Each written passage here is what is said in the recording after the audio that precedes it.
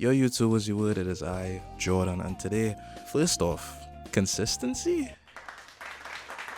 Where you at? Here I am. Today, obviously, in this world and in this time, everybody has their own opinions about a bunch of different stuff, right? That's why you come to my channel, because you like my opinions, right? Right? Well, I'm going to take that to the test, and I'm actually going to share with you guys some of my genuine hot takes. We're going to divide the video in two, starting off with some anime hot takes, then onto cartoon, like Western cartoon hot takes. As always, if you like what you hear, subscribe and like. If you don't like what you hear, subscribe and like, but argue with me in the comments. I'd like to see the different takes. Anyways, let's get into it. So, to start things off, I think we should start a little mild, you know what I'm saying? Nothing too crazy. Tokyo Ghoul was not a bad anime. So guys, listen, if you were an anime fan back in like the 2017-16 region, I want to say, then you probably have watched Tokyo Ghoul or have seen YouTube videos of people shitting on it relentlessly. And I'm here to say, like, I get it. Right, let's not get this twisted. From the perspective of like narratively, it kind of did a craziness just randomly, and I'm aware it strayed very far from the source material because I've heard the manga is like really good. Haven't read the manga. What I can say is watching the anime, I don't think it was bad. I really don't. I liked the end. I liked the culmination that they did for characters that ended up getting their full character arc. I'm aware and willing to admit that some characters were not that lucky, right? But I will say it's still up there. I'd probably give it like the upper 20 to 15% of anime series that have aired, truly, and I truly mean that. It's not anywhere near my top 10, but it's still a good watch. Erased was ass.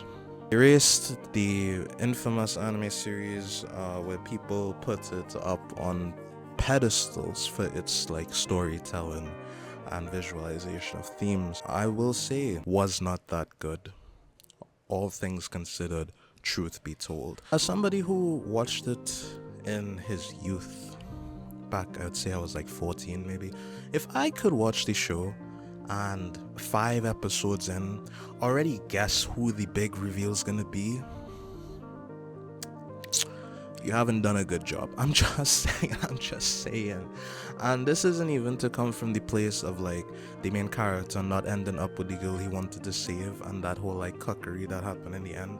Like that I could kind of get, you know what I'm saying? And that's not even what I'm really mad at. I'm just mad at people making it out to be this masterful story when it was very standard. You know what I mean? It was very just run of the mill, very you know what I'm saying, a real mid show, 5 out of 10. Like that's what I'm feeling, but people put it in like their top 10s and shit, and I'm just like, am I high?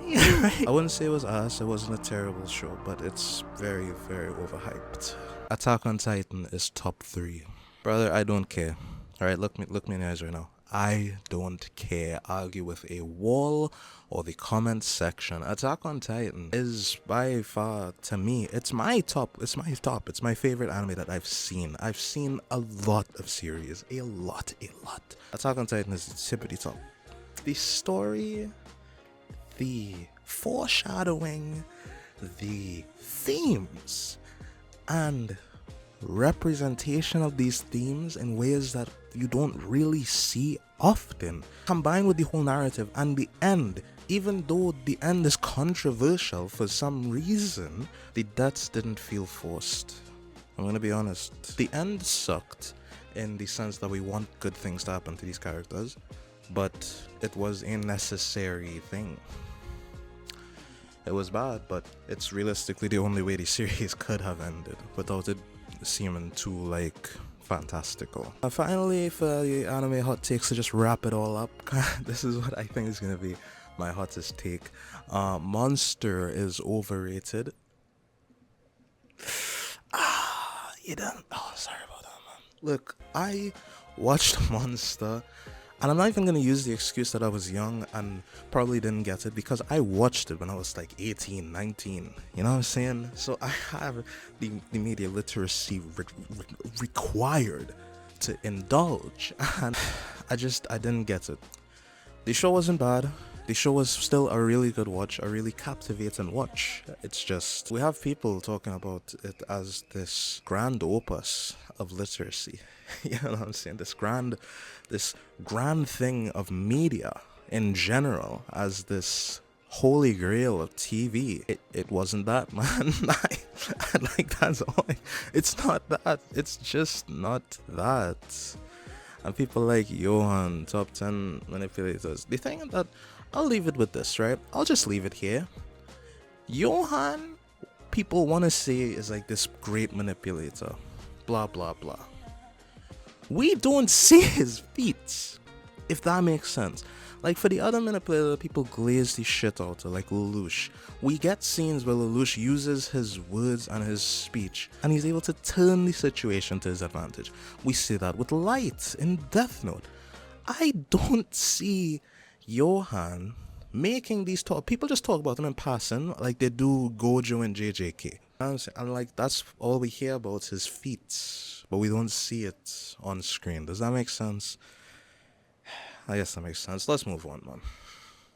You take some chocolate and some lobster and some eggs and some pie, and then you mix it in your body and shit it all out. These ones, I feel like people are gonna be a lot more understanding of. I don't know why. That's the vibe I feel. Right? Let's start it off here. Steven Universe's soundtrack is better than the actual show. I think that they're both good. Let's get that off the jump right now.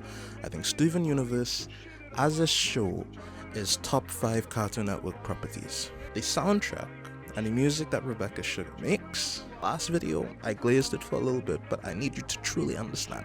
Rebecca Sugar makes bangers. Yeah? Let's listen to this. Take a moment to think, and then let's listen to this. Life and death and love and birth and we could also listen to this. Not because I'm. And you mean to tell me that she's not one of the ones? Like, what are we talking about here, man? And the show itself is great.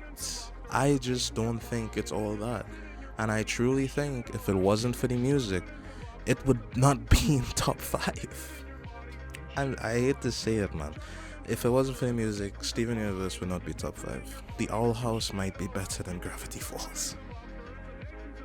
Now this one's kind of a cop-out, I'm not gonna lie, because it's not something I'm firm 10 toes on quite yet, but it's looking that to me. Because I'm thinking, right, where Gravity Falls' shortcomings came was in the final season when they wanted to stretch it, right? They gave us episodes that meant nothing to the narrative. We got Stan Cherry and Candidate, for example. You know what I'm saying? Episodes that have no bearing on the show. Then the shortcomings of the Owl House is that the network was like, fuck you guys, we're gonna cut it, and made them rush the ending. Even so, I will say, for a rushed ending, it wasn't that bad.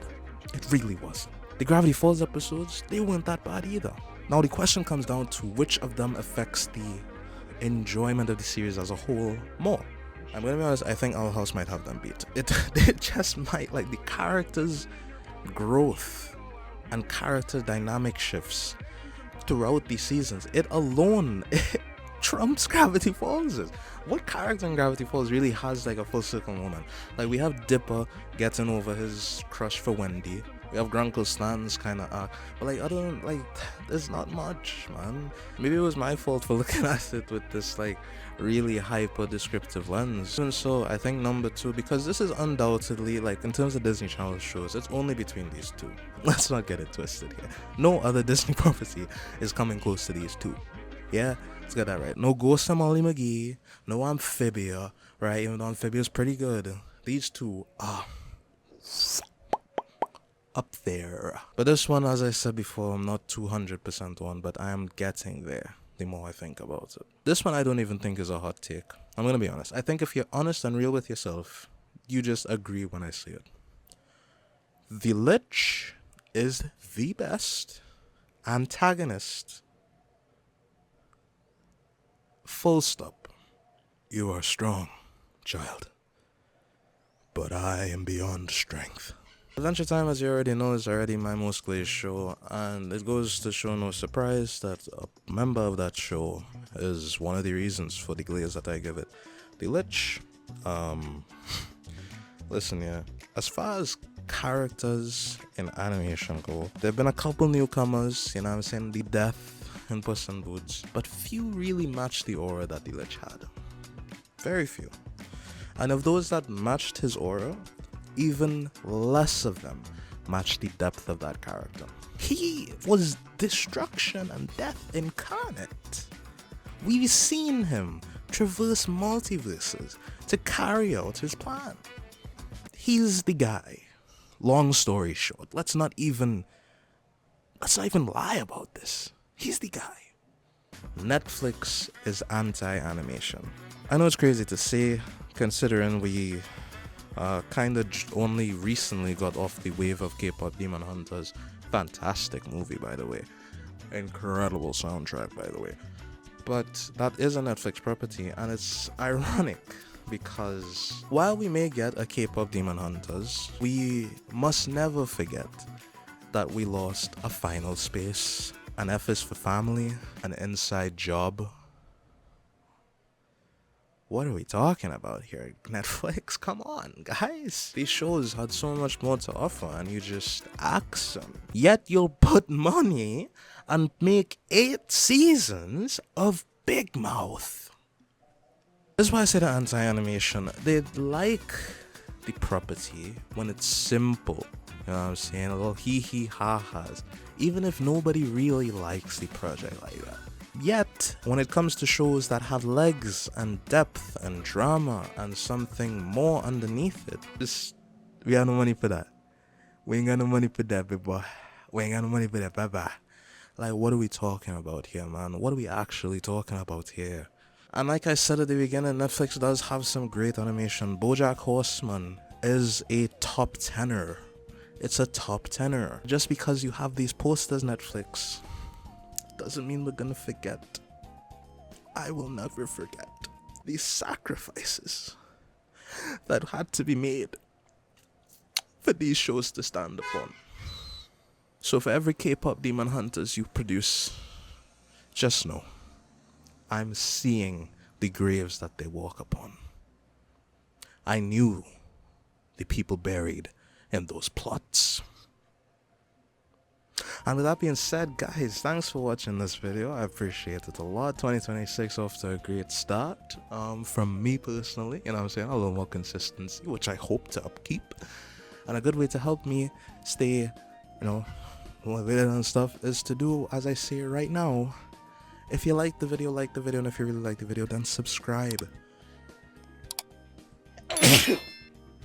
It's that simple. And until you do that, you keep being you, and I'll just be Jordan. Peace.